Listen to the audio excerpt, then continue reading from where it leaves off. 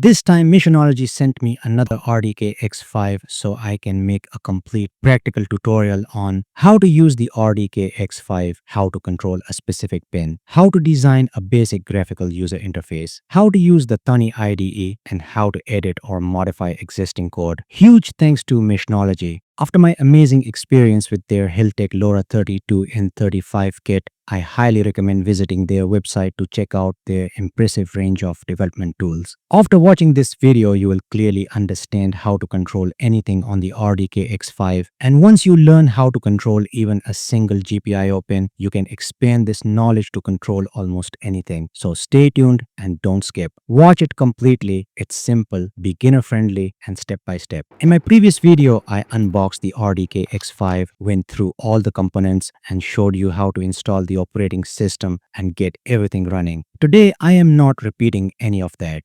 I am already on the desktop. This time I am using this operating system. The method of flashing the operating system onto the SD card is exactly the same, and I already explained that step by step in my previous video. Now, before we start controlling any GPIO pin, let me show you this chart. This is the official RDK X5 40 pin header pinout, and trust me, you will be using this a lot.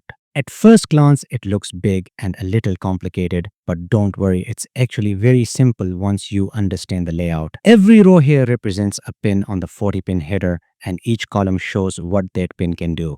Some pins support multiple functions like UART, I2C, SPI, PWM, or general GPIO, and some pins are power pins like 5 volt, 3.3 volt, and ground. But for this video, we will focus on the GPIO pins because once you learn how to control even one GPIO pin, you can control LEDs, relays, sensors, motors, basically anything. So whenever you are working on a project, just check this chart, find the pin number, and see what functions it supports. We will keep things simple and I will show you exactly which pin we are going to use and why. Alright, let's move to the practical part. I have connected an LED to pin number 37. For now, I am starting with the LED because it's simple and we can instantly see the result. Once this works, you can replace it with a high power load using the appropriate driver circuit. In the RDK X5 40-pin diagram, pin 37 is mapped to GPIO 26, but it also has another function. It can work as MISO. So before we use this pin as a normal GPIO, we need to make sure it's not configured for a special function like SPI, I2C, or PWM. If a pin is already in a special mode, it won't behave like a regular GPIO. To confirm this, open the terminal on your RDK X5. Simply right-click anywhere on the desktop and select Open Terminal here. Now type this command, sudo srpi config.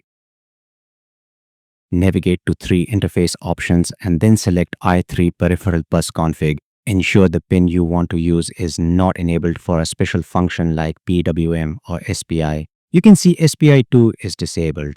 If all special functions for a pin group are disabled, the pins default to standard GPIO mode. If you changed anything, reboot the board, sudo reboot. The RDK X5 usually comes with example code pre-installed. You can find them here.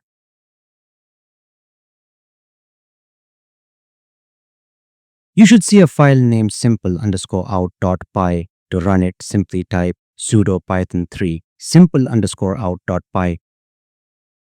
And as you can see, the LED has started blinking. This confirms that our pin is working and everything is set up correctly. If you want to open the file and make any changes, you can do that as well. Just run this command in your terminal, sudo nano simple_out.py. Inside the code, you will clearly see that pin 37 is being used. You can modify anything you want in this file, adjust the delay, change the pin number, or add more functionality. It's completely up to you. And if you prefer, you can open this same code directly in the Thonny IDE and edit it there. Thonny makes it easier to write, test, and save your Python scripts. While you're on the desktop, simply right-click, go to Applications, then Development, and click on Thonny IDE. Once Thonny opens, click on the Open button. Now click on Other Locations. Select Computer. Open the app directory. Here you will see the 40pin_samples folder. Open this folder and now you can see all the example files right here. You can open any of them, modify them, save them, or create your own script based on these examples. Let's open and run the same simple _out.py example. Once you open the file in Thonny IDE, making changes becomes very easy. You can edit the pin number, adjust the timing, or add print statements, whatever you need. Anyway, let's go ahead and run this code. I have also written my own version of this script where I added print messages for LED on and LED off. So let's run that code as well and see the output.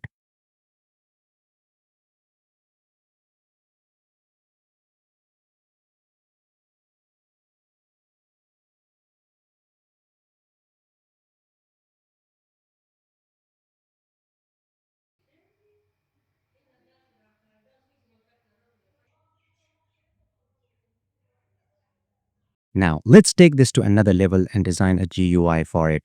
To do that, we first need to install PyQt5, and the recommended way on the RDK X5 is to install it directly through apt. This method is the most stable and works perfectly. Open your terminal and run.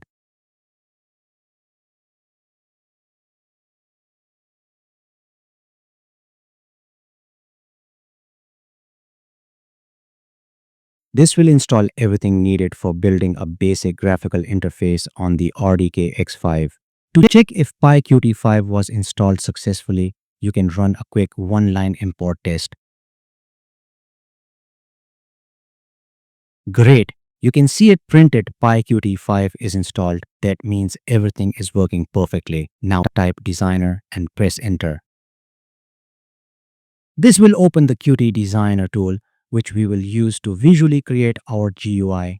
In the New Form dialog, select Main Window and click Create. On the left side, you can see we have a lot of widgets available. You can add anything you need for your project. For my LED control, I only need one push button and one label so I can update the LED status on the screen. I have already created the user interface, so let me quickly open it. As you can see, I have added one label and one button. If I click on the button, you can see I set the object name to btn_toggle and I change the button text to toggle LED. Now similarly, for the label, I set the object name to lbl_status and the text is set to LED is off. Once your design is complete, go ahead and save the project. I have saved it with the name lid_control.ui. I have also written the Python code to load this led_control.ui file and control the LED. Let me open this code. Let's run this script. As you can see, we can now control the LED through this button, and at the same time, we can also monitor the LED status right here on the screen. You can easily replace this LED with a MOSFET or a relay to control high ampere DC or even AC loads. I only used a single button in this demo, but you can add multiple buttons to control multiple loads without any issues. So that's all for now. Support me on Patreon for more videos. I hope you liked today's episode. Like and share this video with your friends. See you in the next episode, and thanks for watching.